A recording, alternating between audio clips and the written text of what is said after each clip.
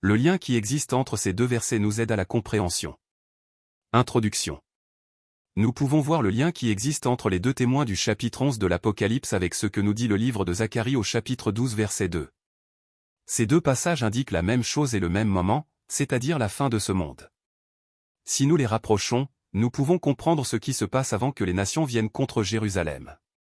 Il s'agit de Apocalypse 11 qui parle des deux témoins, qui prophétisent pendant 1260 jours et à la fin sont tués. Le texte nous dit bien que c'est par la bête sauvage qu'ils sont tués, Apocalypse chapitre 11 verset 7. C'est-à-dire par les nations puisque cette bête sauvage représente la puissance mondiale, Daniel chapitre 7 verset 23.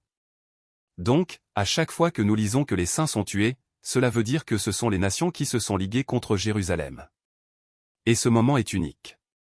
1. Les deux témoins prophétisent pendant 1260 jours. Déjà, on peut dire que ces deux témoins prophétisent, ils ne prêchent pas. Ils ne rassemblent pas un peuple, ils prophétisent contre leurs ennemis. Ils le font à la manière de Moïse et Élie qui ont défendu le peuple de Dieu, Apocalypse chapitre 11 verset 6. Nous pouvons voir que ce qui est dit là par rapport au jour se réalise avant que les nations attaquent ces deux témoins. Ce qui nous donne une encre pour comprendre le moment et les époques. Nous notons bien dans ce texte qu'il y a un temps décrit par le livre de l'Apocalypse chapitre 11, qui nous est donné en jour. Apocalypse chapitre 11 verset 3, « Je donnerai à mes deux témoins le pouvoir de prophétiser, revêtus de sacs, pendant 1260 jours. » Ces deux témoins sont sur la scène internationale, ils sont vus de tous. C'est ce que nous dit Apocalypse chapitre 11 verset 9, « Des hommes d'entre les peuples, verront leurs cadavres pendant 3 jours et demi. » La preuve en est, c'est qu'ils font l'objet d'une fête lors de leur mort, Apocalypse chapitre 11 verset 10. 2. Avant son grand jour, Dieu est d'Israël.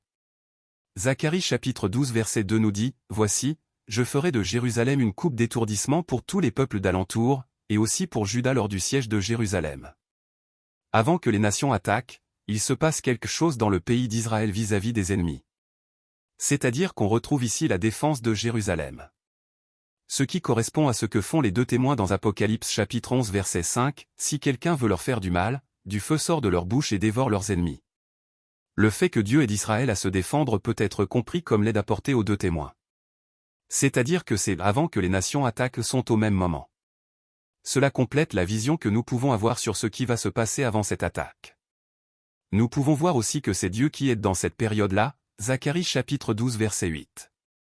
Ce qui nous montre qu'il y a deux étapes à retenir. 3. Il y a une présence et une venue de Jésus. Là encore, nous pouvons voir que Zacharie chapitre 12 verset 8 montre qu'il y a la présence de Dieu, une présence qui fortifie, en ce jour-là, l'Éternel protégera les habitants de Jérusalem. D'autres passages montrent le même temps.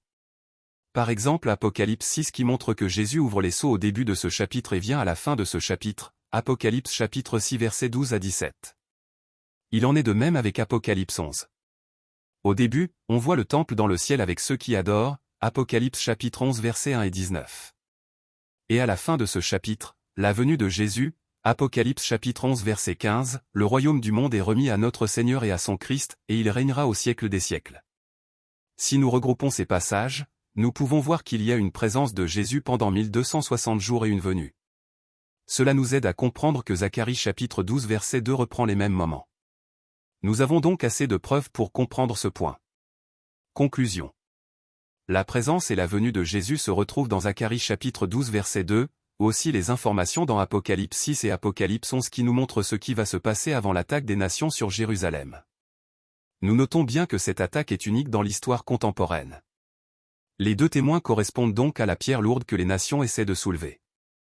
En parlant bien sûr de Jérusalem, Zacharie chapitre 12 verset 3, « En ce jour-là, je ferai de Jérusalem une pierre pesante pour tous les peuples. » C'est-à-dire des témoins qui prophétisent envers leurs ennemis.